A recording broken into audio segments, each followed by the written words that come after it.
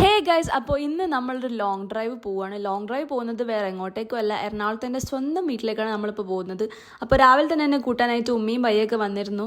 എന്തിനാണ് ഞാനിപ്പോൾ എറണാകുളത്തേക്ക് പോകുന്നതെന്ന് അറിയുന്ന ആൾക്കാരുണ്ടെങ്കിൽ വേഗം തന്നെ പോയിട്ട് കമൻറ്റ് ബോക്സിൽ കമൻറ്റ് ചെയ്യുക. അല്ലാതെ അവരോട് വീണ്ടും തിരിച്ച് കോഴിക്കോട് വരാനാണ് ഞാനിപ്പോൾ എറണാകുളത്തേക്ക് പോകുന്നത്. പിന്നെ കുറച്ച് പ്ലാൻസ് ഒക്കെ ഉള്ളതുകൊണ്ട് ടൗണിലേക്ക് പോയി വേറെ നല്ല ഫുഡ് കഴിക്കാൻ തന്നെയായിരുന്നു. പക്ഷെ കുറച്ചേ നടന്നിട്ടും തിന്നിട്ടും പോരാതായി, നക്കിയിട്ടും തീരാതായി ചെമ്മീൻ തല. അത് കഴിഞ്ഞിട്ട് നേരെ നമ്മൾ എറണാകുളത്തേക്ക് വെച്ച് പിടിക്കുകയാണ്. ഇപ്പൊ നിങ്ങൾ എന്നോട് ചോദിക്കും, അനക്ക് വണ്ടി ഓടിക്കാൻ അറിയോളൂ?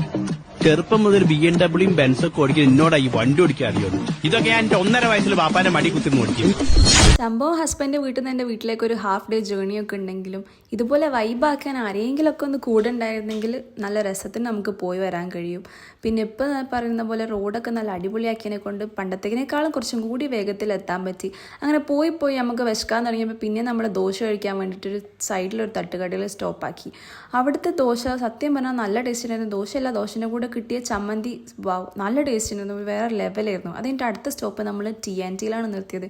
വേറെ ആർക്കും വേണ്ട പറഞ്ഞു, പക്ഷേ എനിക്ക് വേണമെന്ന് നല്ല നിർബന്ധമുള്ളതുകൊണ്ടിട്ട് ഞാനത് കഴിക്കാൻ വേണ്ടിയിട്ട് അവിടെ നിർബന്ധിച്ച് നിർത്തി. ആർക്കും വേണ്ടാത്തതുകൊണ്ട് പിന്നെ എനിക്ക് മാത്രം മതിയല്ല, അപ്പോൾ അത് മാത്രം ഓർഡർ ആക്കിയിട്ട് ഞാൻ കഴിക്കാൻ തുടങ്ങി.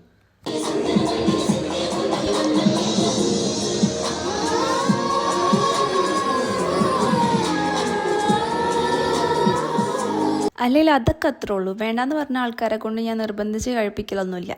അങ്ങനെ പിന്നെ അതൊക്കെ കഴിഞ്ഞിട്ട് പിന്നെ നമ്മൾ വേഗം ഡ്രൈവിങ് തുടങ്ങി. ബയ്യ കുറച്ച് ഓടിക്കുന്നു, ഞാൻ കുറച്ച് ഓടിക്കുന്നു, ബയ്യ കുറച്ച് ഓടിക്കുന്നു, ഞാൻ കുറച്ച് ഓടിക്കുന്നു.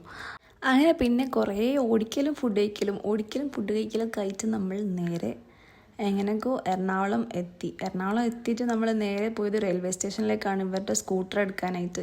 അങ്ങനെ റെയിൽവേ സ്റ്റേഷനിൽ പോയി സ്കൂട്ടർ എടുത്തിട്ട് പിന്നെ നമ്മൾ നേരെ വീട്ടിലേക്ക് തന്നെ വിട്ടു.